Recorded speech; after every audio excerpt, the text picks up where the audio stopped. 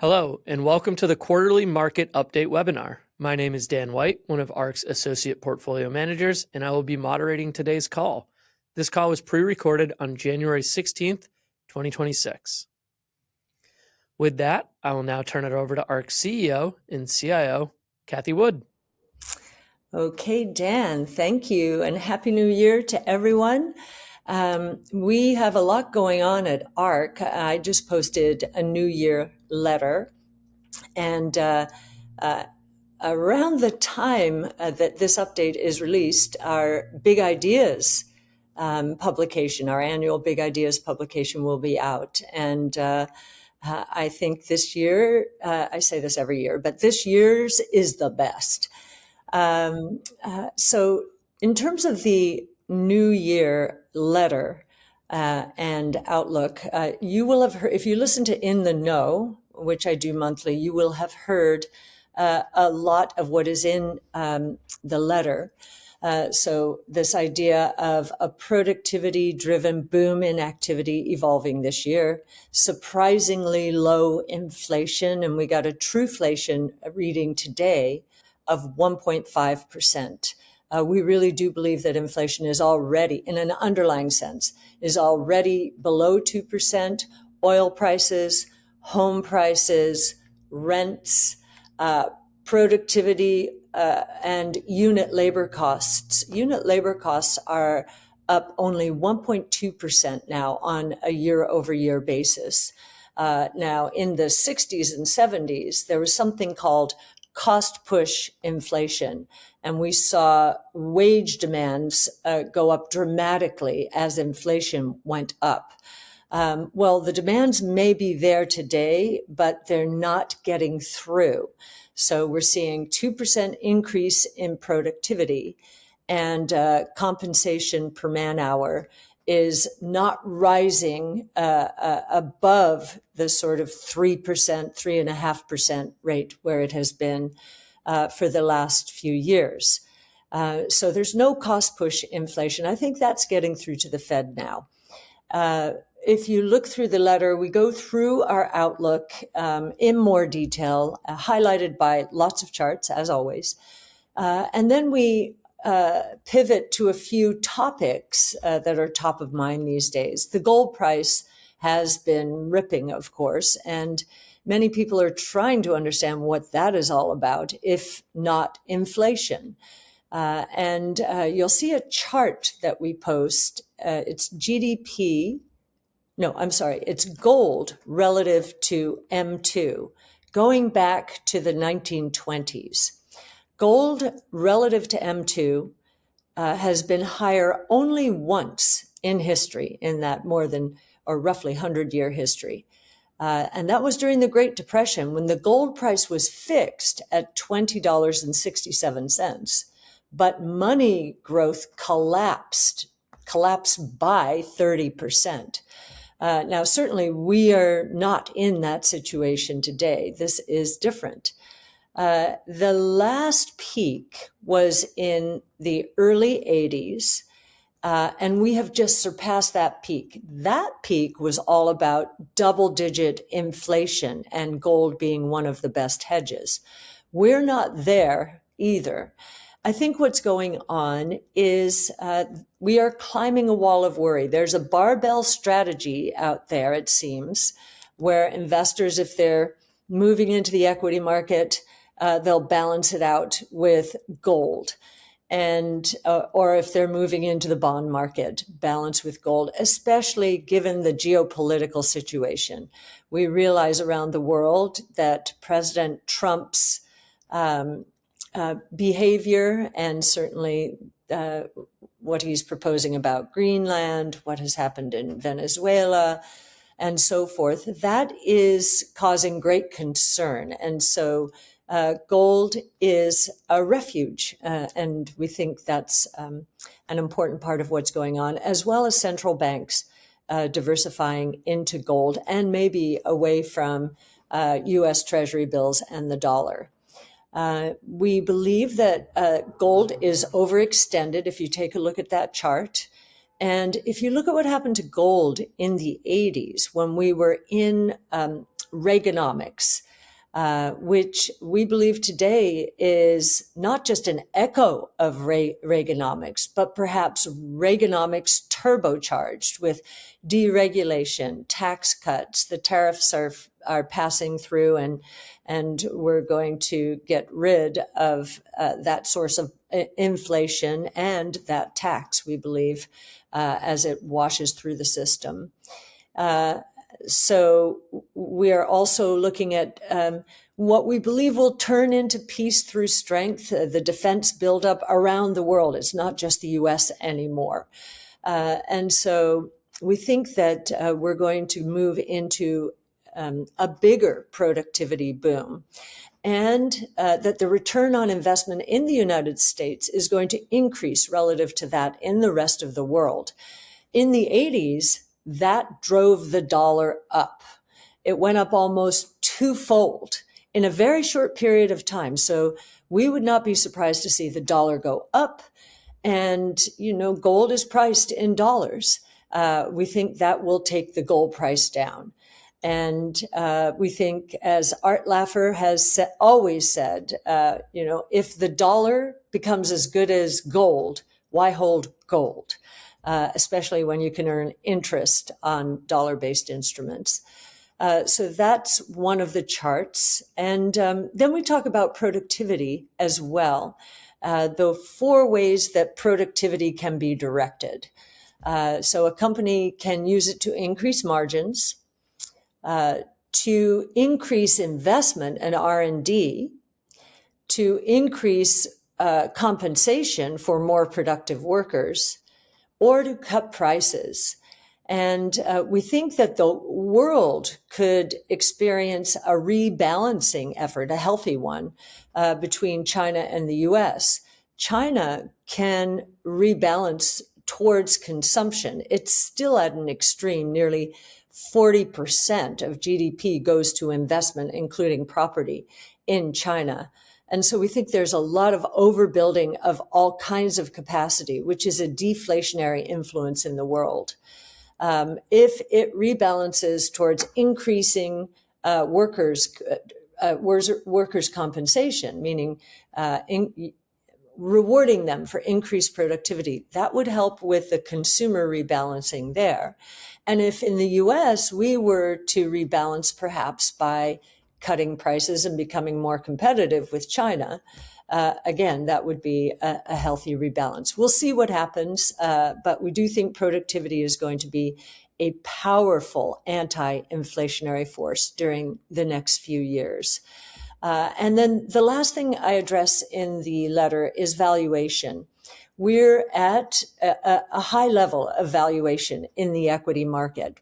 And we take a look at other times when we've been at similar valuations, and some of them have ended up in very strong bull markets, certainly in the 90s, I think, until 97. The PE of the market came down fairly significantly. And earnings growth and revenue growth were both so strong that they overwhelmed the valuation compression. And we had a very good market in terms of double-digit returns. Same thing in the early 2000s. The PE ratio came down from the tech and telecom bubble high, and the market appreciated, not the tech and telecom stocks back then, because they had gone to too high of a level. I think the tech sector was at 90 times. So tech took a breather, but the rest of the market and the market as a whole had double-digit returns. So we're looking forward to a very good year this year for the markets. We like the fact that the wall of worry is still intact and that a lot of geopolitical disturbances are continuing that wall of worry. But we think the resolution is going to be for a very good year.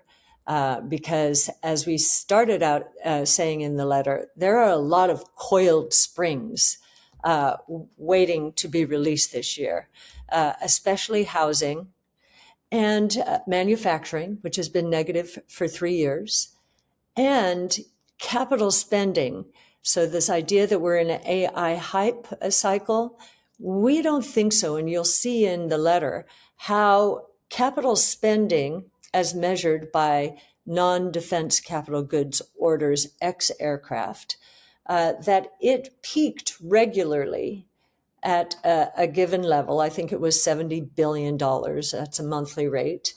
Over the various cycles since the tech and telecom bubble. And it has just broken out of that. And we think it's just begun. So we think there's a lot of work to do in the new AI age, that we're very early on.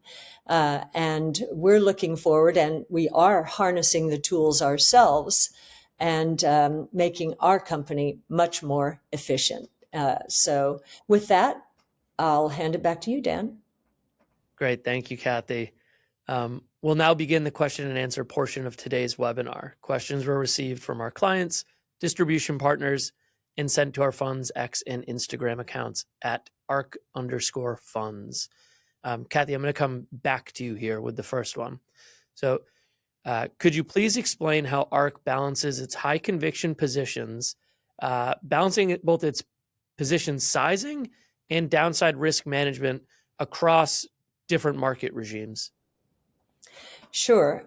So many people know us for our top-down work, and certainly Big Ideas exemplifies our top-down research in terms of robotics, energy storage, AI, blockchain technology, and multi-omic sequencing. What they don't see is the bottom-up part of our process. We have a scoring system. And the scoring system is based on a number of variables, 4 of which we score, and then valuation and thesis risk. The 4 that we score are management, so people and culture, visionary management surrounded by good business leaders with a big idea that is transformational and technologically enabled. So that's the first. The second is moat, so barriers to entry. And while that may be patents, certainly in the healthcare sector, that's true. It is more and more becoming speed to market. And of course, Tesla with robo-taxis and Optimus, humanoid robots, we think are cases in point there. Then we have execution, which to us does not mean do they hit the margin that the sell side of the street expects every quarter. In fact, if a company basically comes out during a quarterly report and says, you know, we think this opportunity is so big, we're going to devote more to R&D and investing in this particular space, and the stock goes down on that, if we agree with where they're investing, that is a buy signal for us. And then we have product and service leadership. Now, that's easily measured these days with market share statistics that are freely available. But it's also measured by sentiment on social media. And as you know, we spend a lot of our time on social media, distributing our research and basically trying to educate investors and others about how the world is going to change. And we get a lot of feedback from a social sentiment on the various products and services that companies are evolving. And then, of course, we have valuation and thesis risk. Valuation, very important, and I just said this, is we assume that the premium multiple at which our companies sell, or our stocks sell, that is going to compress towards a market multiple, and that the revenue and earnings growth are going to overwhelm that valuation compression to deliver a minimum 15% compound annual rate of return over time. The most important variable in terms of that compound annual rate of growth and these innovation platforms is unit growth. And I think we learned an important lesson from COVID and its aftermath. We never thought that the supply shock would last 3 years. We thought technology would take care of a lot of the problems that evolved. And it has in many ways. It just took longer. So I think lessons learned, if we ever think there's going to be a supply shock that's going to last multiple years, we will be leaning much more towards cash-rich innovation names as opposed to some of the pure play companies that are driving the future with new technologies. And then the last one is thesis risk. What could go wrong here? A lot of the times that's regulation or government interference, and that helps us size positions. Sometimes it's new technologies coming down the pipeline. And now that we have a venture firm, we've always followed private companies, but now that we have a venture fund, I should have said, we are much more tuned in to what's going on in the private sector, as we always are when there's money on the line, and our clients' money on the line in particular. So with that scoring process, during downturns, we consolidate towards our highest conviction names. If we were to repeat 21 and 22 again, we probably would have continued to do what we do during bull markets, especially towards the end. We diversify into those cash-rich innovation names, the Mag Sixes, which did so well in 21 and 22. We were concentrating towards higher conviction, more pure play names. So that, I hope, gives you a sense of top down, bottom up, and then the concentration strategy is based on that scoring system. Where are the scores the highest, and into which names will we concentrate? And then when we move into a bull market like we are now, we diversify because the IPO markets open up, and actually some of our companies get taken out, so giving us even more opportunity to diversify. We don't want too many of our names taken out because we think they have miles to go here. But they do, and that gives the market strategic price discovery, which is a great thing for innovation. So I hope that helps, Dan. Yeah, that was great. Thank you, Cathie. And great perspective from the bottom up. You did mention the top down part with big ideas. So I have to make sure our listeners hear it. By the time this recording is published, big ideas should just be right around the corner. And if any listeners would like, please subscribe on our website and you could potentially be the first to view it. Yeah, and just one more thing on that, Dan. In there, one of the questions we get the most about innovation and what's next is about quantum computing. And to prove that we are original research driven, we have done a lot of the work on where we are in quantum computing, and we believe the commercial applications associated with quantum computing are going to be in the mid to late 40s, anywhere from the mid to late 40s to the mid 60s. So we have miles to go. And in my career, we've always been 20 years away from real commercial applications in quantum computing. And I've been around for quite a while. And so now maybe we're 19 years away, maybe. Well, yeah, readers, please listeners, please stay tuned. To our next question, Nick, this next one's for you. So a lot of news on Roblox recently. How do you and the team view the authenticity of Roblox's recent legal problems, and how serious might they impact Roblox's operations? Yes, thanks, Dan. This is a great question and something we have been actively monitoring, and something really we've been monitoring since we've entered the position many years ago. This has always been a concern of the platform. And just to take a step back, what we're explicitly addressing here, for those that may not be following this story that closely, is there have been a number of different legal cases brought against Roblox.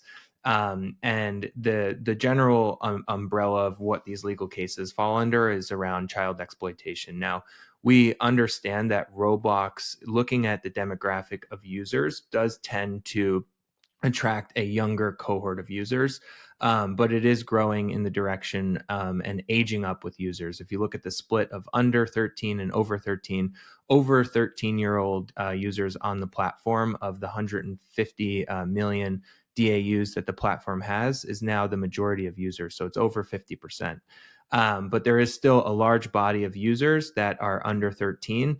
And this is where the concerns are. When you have a platform of this size, it is going to attract bad actors. And this is where all of the legal trouble for Roblox stands today.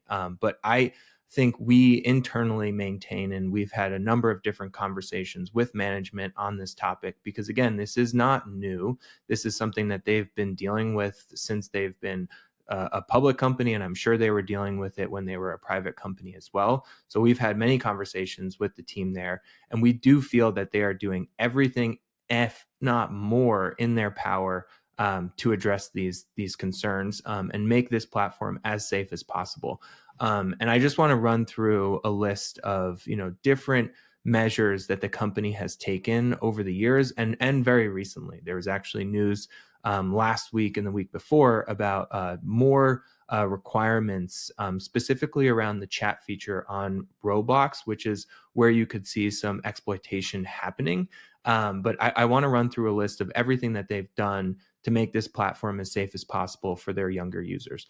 So currently, and this is again the new news, there are mandatory age checks now required globally for anyone to use chat or communication features on the platform. There are now age-based chat groups, so users can't necessarily chat with someone that is a specified age older than them. They're going to be grouped into their specific age groups. For younger kids, especially under 9, chat is now default off and can only be enabled with parental consent. And any chat communication, you need verification. You need Face ID verification. You need to take a live photo with your face so that they know it is you behind this avatar and user. All text and voice chat are monitored by automatic safety systems with very strict filters for under 13, which try and block as much sexual, violent bullying or off-platform content.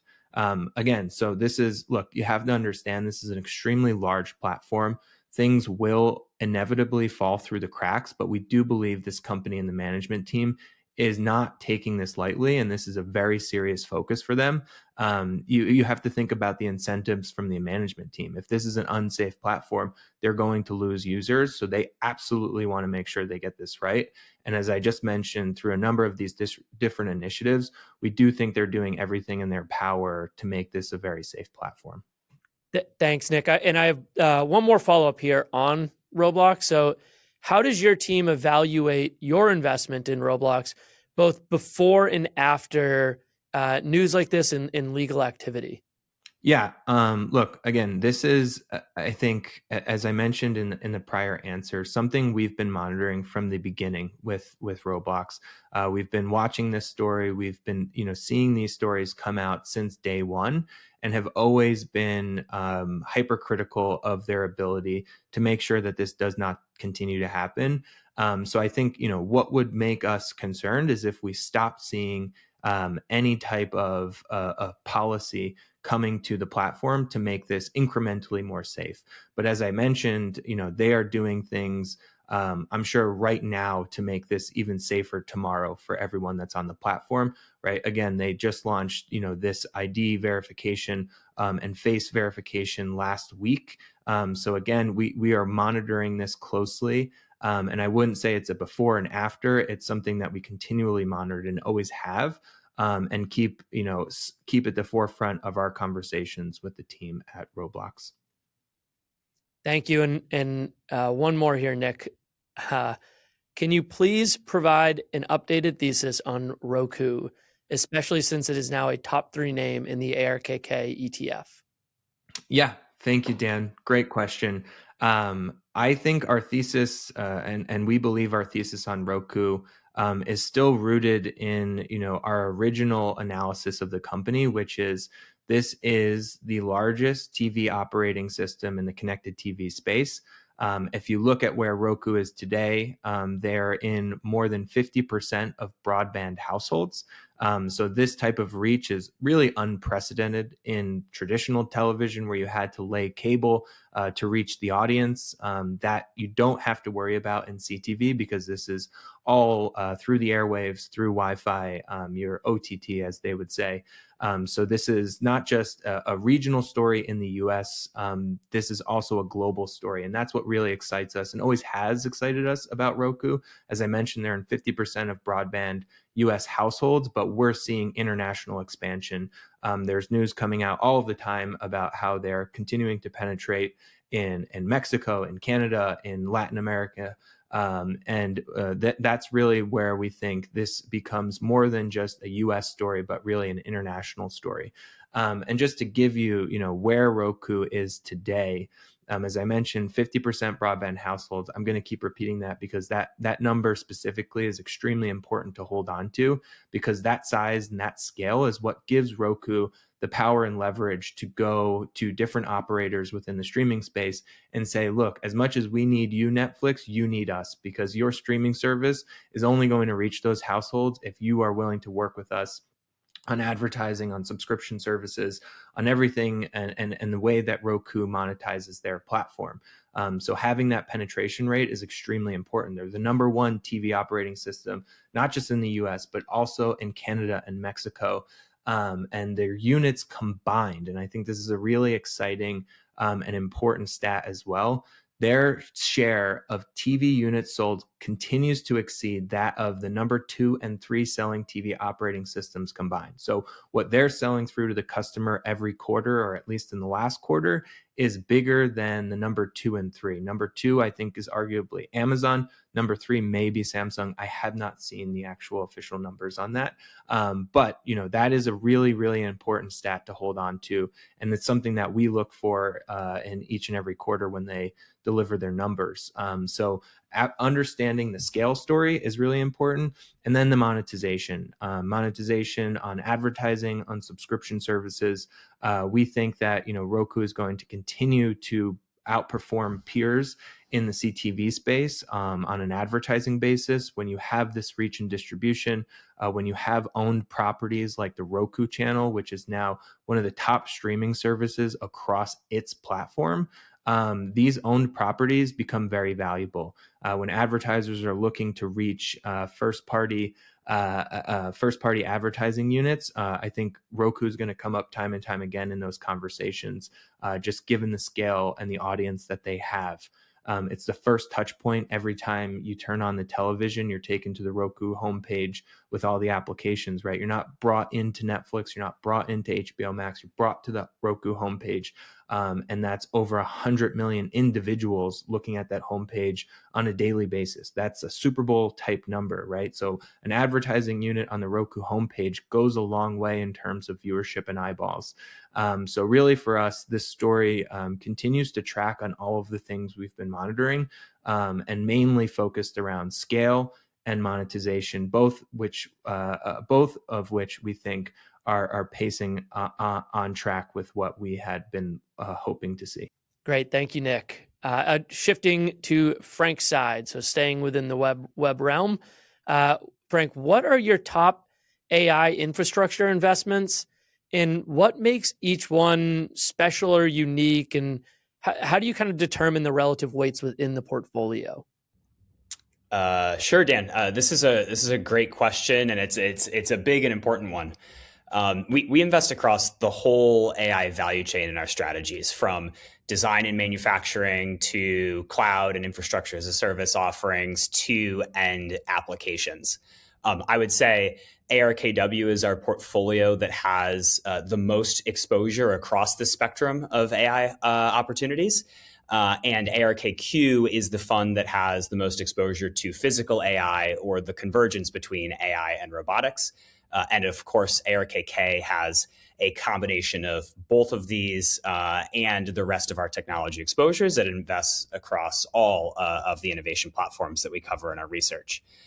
So getting to the question, on infrastructure, I'd split the companies that we invest in into three categories. The first is the manufacturing or the fabs. The second is chip design, and the third are the clouds. So on the manufacturing side, TSMC is our top pick. They invented the model of being a chip fab where rather than integrated design manufacturing, which Intel famously did, which was both design and manufacture the chips, TSMC was founded with the goal of becoming an expert in solely the manufacturing component and offering that as a service to what became called as fabless chip designers.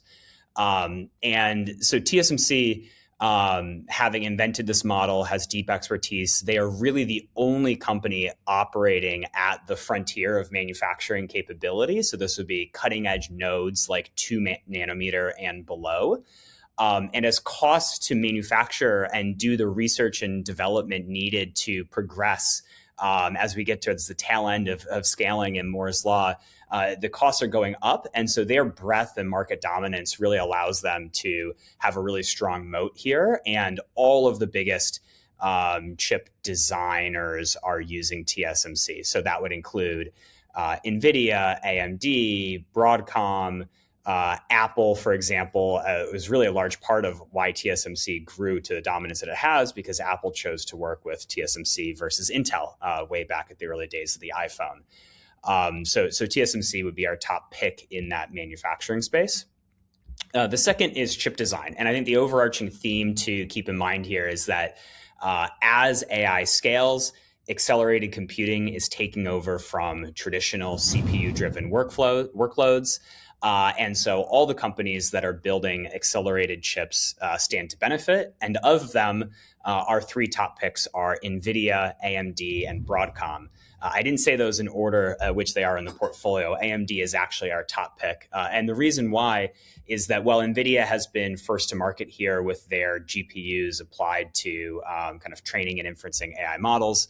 AMD has competed against NVIDIA for a long time in the gaming GPU market, so they have some expertise there, and has executed extremely well competing in the data center market against Intel on the CPU side. So they've been gaining share against Intel since they re-entered that market in around 2017. That gives us really high confidence in Lisa Su, the CEO, is management and an ability to execute over time that we weight pretty highly. And so they have chips right now that are competitive with NVIDIA for some types of workloads like small model inference. And later this year, they're coming out with their Helios rack scale solution, which should be more competitive with some of NVIDIA's latest offerings like Grace Blackwell and Vera Rubin when it comes to larger model inference. So they'll be able to take over a larger percentage of workloads when that product comes out. And they've seen really strong comments and customer wins at companies like OpenAI and xAI that gives us kind of continued confidence in their ability to gain share in this space. The second company that I would mention here would be Broadcom, which is the leading design partner for custom silicon projects. So companies like Google, who have become famous for their in-house chips, so rather than buying all of their chips from NVIDIA or AMD, Google designs their own chip called the TPU. And they do the front-end design, which essentially is designing the logic of the chip and the functionality that it has. And then they work with a partner like Broadcom, who actually takes that design and translates it into silicon and works with the actual manufacturer, in this case, TSMC, to actually package and build the chip. So because the TPU has been successful at Google, that's led to growth in Broadcom's, what they call their XPU revenue segment, which is effectively making this custom silicon for different hyperscalers. And they also have custom chips at Meta. They have one rumored to be working on with Apple and OpenAI. And even companies like Anthropic now are starting to buy the TPU from Broadcom. So as we look out in our kind of 5-year modeling, we do see this custom silicon segment taking share from GPUs. And we think Broadcom is currently the best positioned company in that space. The third company, which I mentioned, is NVIDIA. which we have in the portfolios. It's a relatively lower exposure because we see the share gains of these other two companies.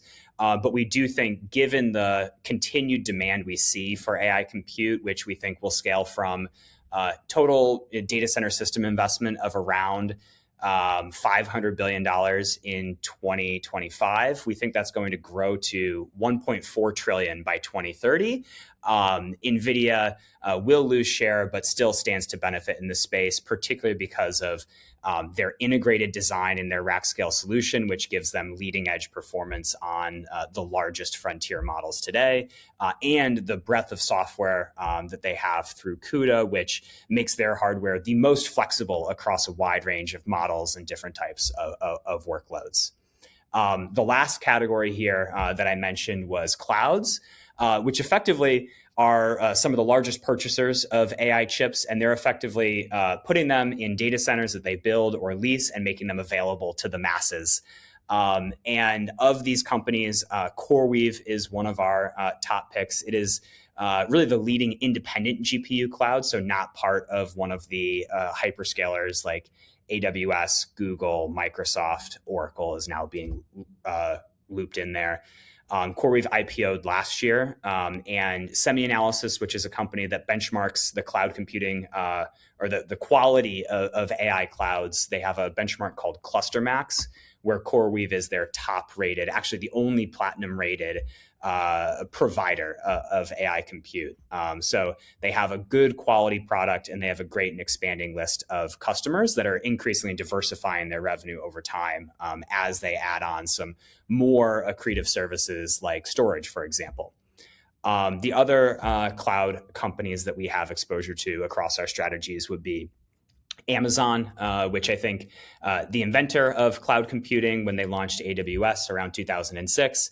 They are the largest, and their revenue from the AWS segment has been accelerating, and we think will continue to accelerate, particularly driven by the rise of AI and Anthropic as a key customer, where AWS is the preferred training partner for Anthropic's frontier models. And we've been really impressed over the last year seeing how quickly Anthropic has been growing. Their revenue, if they hit their target by the end of the year, will have gone from $1 billion in run rate to $9 billion in run rate. So almost 10xing a $1 billion business in 1 year, which is quite impressive. The last and kind of an honorable mention would be Google, as really the full stack solution, all the way from the TPU to the cloud to the end consumer applications. That is, more so consumer end application than it is AI infrastructure. But I just thought I'd mention that to be exhaustive. So I know that was a long answer, but hopefully that gives a good sense of all of our various picks in the AI infrastructure space and how we think about what makes each of them unique. Thank you, Frank. And, we talk a lot about on this call, just like AI creating value and disrupting different industries. I think it's nice for listeners to hear from time to time just the nuances from the infrastructure side. Cathie talked at the beginning here about productivity. So you need that infrastructure to be able to build into that. And I'll add one more thing to this one. If you look into big ideas, you'll see a chart from Frank's and Joseph's section, which shows how the semiconductor market, we believe, is going to evolve during the next 5 years. And you can see that the GPU part of the market, we think, is going to give way once again to ASICs. And so I see a chart like that, and I say, Frank, if that's true, then we need to gain more exposure to the beneficiaries of that trend. And so you will see, because we publish our trades at the end of every day, and of course our holdings in our ETFs, that we have added Broadcom to the mix. Now, I have never been a great fan of Broadcom because it's been so much of a growth by acquisition story. But we think that the demands are going to be so overwhelming during the next few years for ASICs that Broadcom won't have any reason to make acquisitions. So a bit of a change from us there, and just wanted to highlight it. Yeah, thank you, Cathie. It's an important ad. And staying with next question is on Tesla, which perhaps is one of, if not our biggest AI opportunity here. So Tasha, recent news, what are your thoughts on Tesla's FSD becoming available only as a monthly subscription starting in February? Thanks, Dan. I think there's a possible few reasons to do this. One, it makes it easier to upgrade your car, trade in your car for the next, latest and greatest hardware. We've seen lots of chatter about this online already, but it's more tied to the most recent pay package for Elon. And then, lastly, it allows for like everyone sort of to be this at-will subscriber. So, innovation can be difficult to predict, like in the very short term, right? It's like, okay, if FSD, if a milestone is late by like 1 month, we are long-term investors. We look for a 5-year horizon.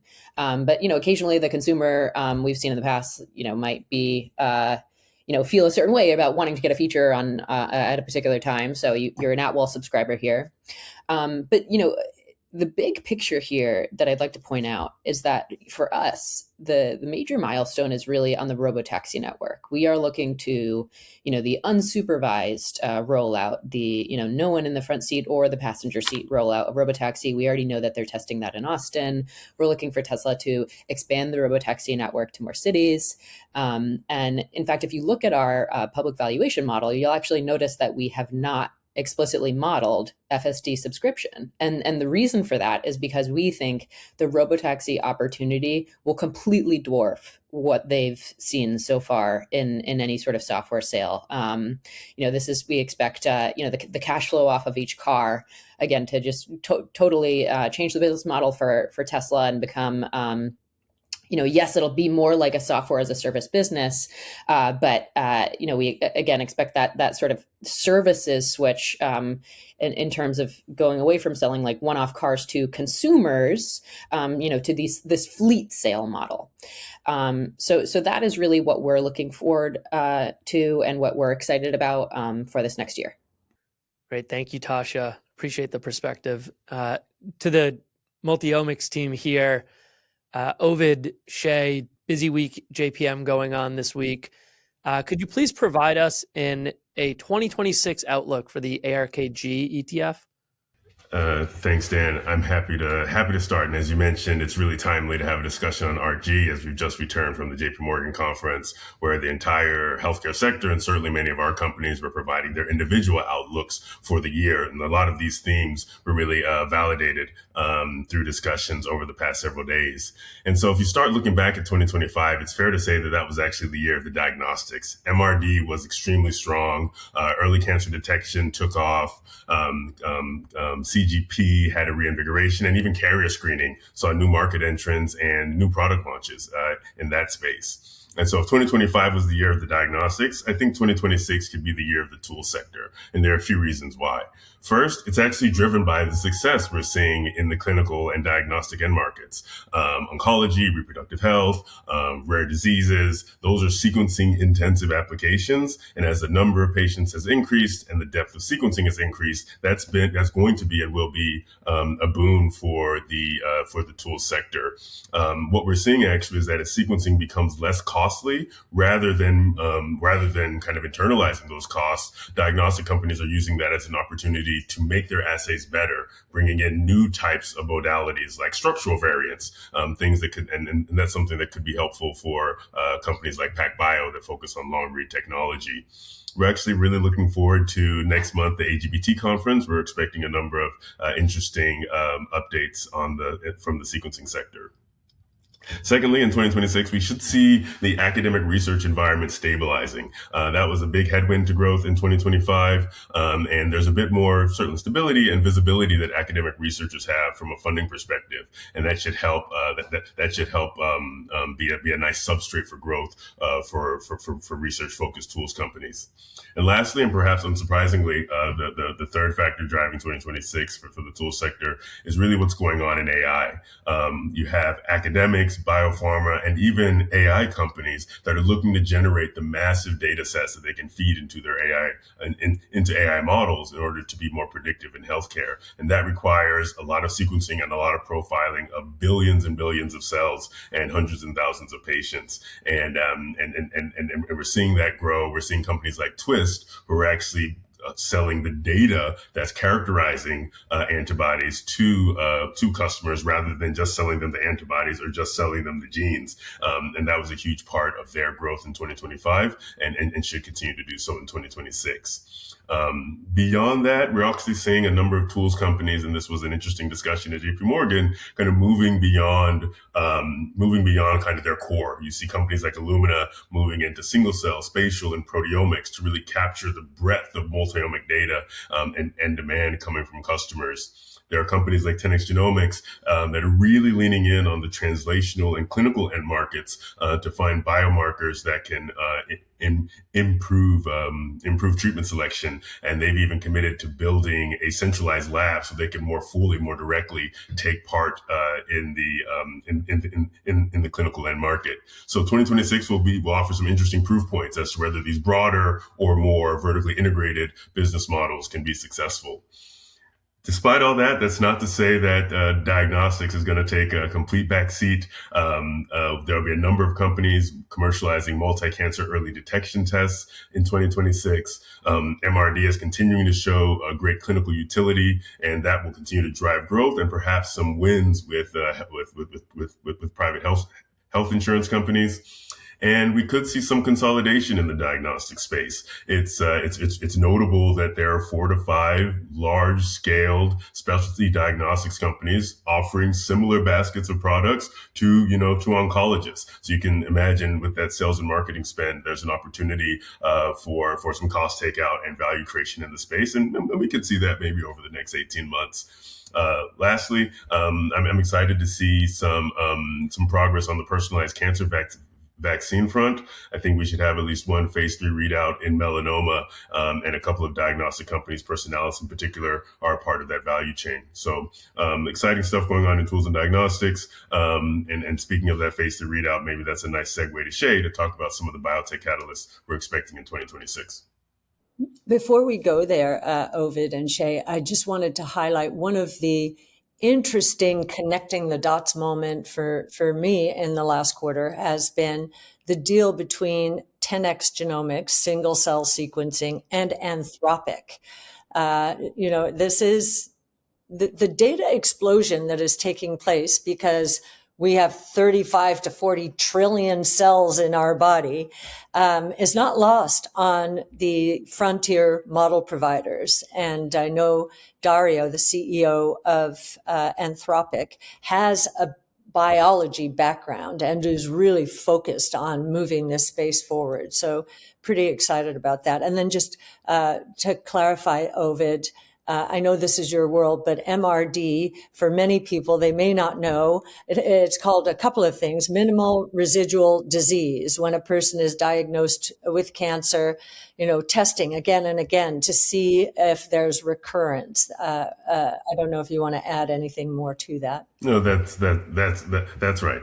It's for typically after surgery, the tumor has been removed, and you want to test the patient afterwards to see how long they can stay in remission. Perfect, thank you. And then on the biotech therapeutics front, we expect 2026 to be an important year for stocks and ARKG, with continued clinical readouts across areas such as gene editing and AI-designed medicines. So I'll illustrate. Within gene editing, several potential catalysts stand out. We expect clinical data from CRISPR Therapeutics in vivo gene editing program for cardiovascular disease, as well as phase 3 data from Intellia's gene editing therapy for hereditary angioedema. I would also flag an important update from Intellia earlier this month at the JPM conference, where the company disclosed that a patient enrolled in the phase 3 ATTR cardiomyopathy, so basically a protein disorder that leads up to clumps of abnormal proteins in the heart. The patient passed away, unfortunately, but we learned that it was due to septic shock from a perforated duodenal ulcer, making it much more unlikely that the death was related to the investigational therapy.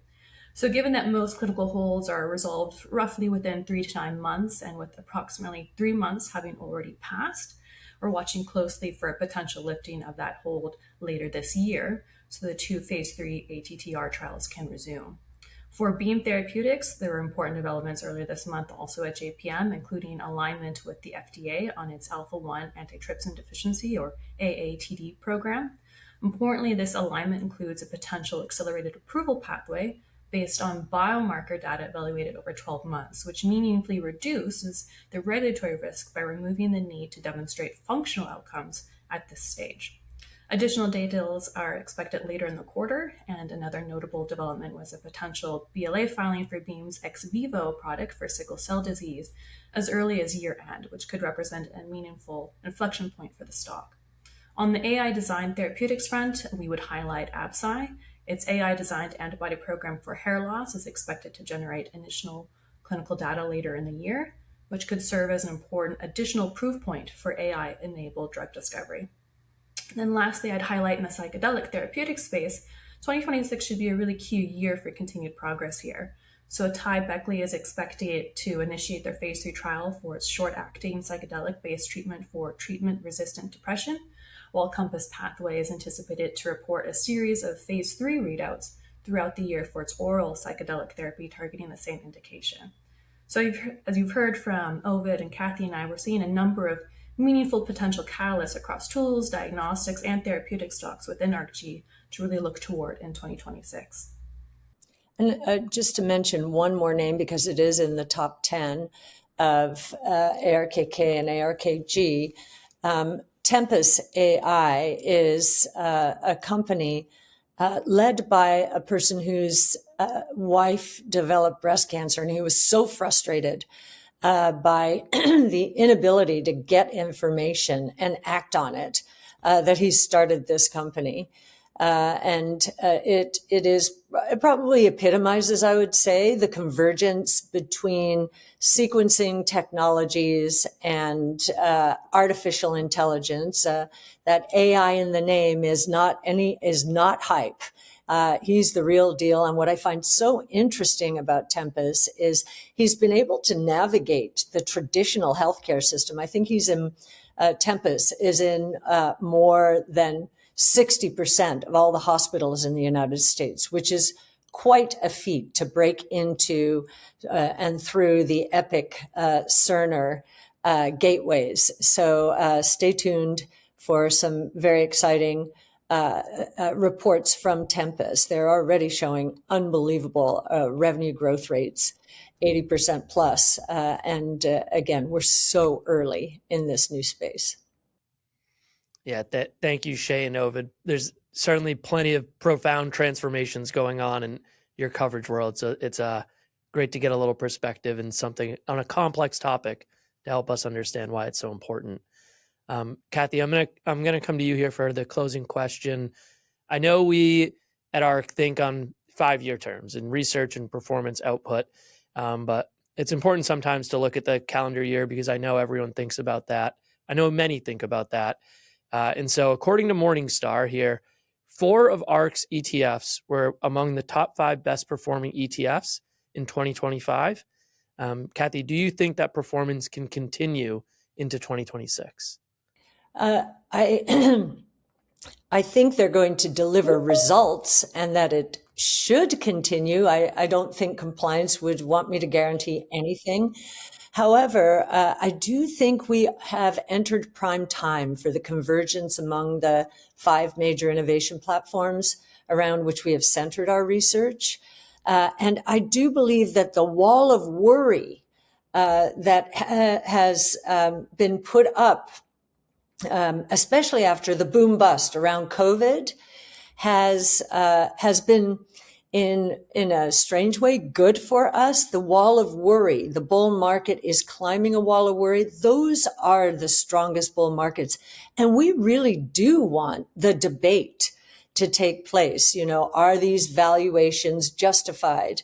Well, we think the growth associated with these companies will end up justifying the valuations. And as I said before, even if multiples contract, and we've already had one period in our own history, I think it was 2017 and 18, multiples contracted and we outperformed the market. 17 was a very strong year. 18 we were up in a down year. So while the downturn was very painful for us, I think it cleared out the excesses. And now our companies are operating much more on fundamentals, given the wall of worry out there. And thank you, Cathie. And if I may, just a quick product plug here too, as far as it goes. ARKD is a ETF we just launched. That's the ticker. We just launched it recently, and it's part of the ARK Diet ETF suite. And so what these are it's a buffered product suite. So while some of the upside may be limited, you also minimize downside as well. So for anyone on here that is fearful of volatility, ARK, we often say volatility is an opportunity, but I know some can't handle that. So if you love our research, the volatility has kind of always kept you maybe away, please take a look at our ARK Diet suite, the most recent one, ARKD. Yeah, and Dan, I'll just add something there as well. Many people say, "Well, don't you believe in your own funds? Why would you do this?" And we want to offer access to everyone, and we have learned that some advisors, asset allocators, cannot take the kind of volatility in pure play funds like ours that are highly diversified away from all the major indexes out there. We think that's a feature. We think that's a good thing. We're a great diversifier for asset allocators that are heavily exposed to the broad-based benchmarks. But some people don't agree with us. So we're listening to our clients. And what's been very interesting as we've gone out to sell the diet or the buffered products, I think more and more people have become interested in the underlying funds. Just getting in and getting an audience via diet has helped us convince some clients that yes, a volatility. If you're Michael Saylor, he says volatility is vitality. Volatility, we think on the upside, obviously, is a very good thing, but we do understand volatility on the downside, which is, part and parcel with this kind of strategy, can be a little too much for some to take. So ARKD is our newest offering. Yes, thank you, Cathie, for that add-on. And with that will conclude today's webinar. We'll briefly show performance statistics that can also be found on ark-funds.com. Thank you to everyone who listened. Thank you to the entire ARK team. And please be on a lookout for Big Ideas 2026.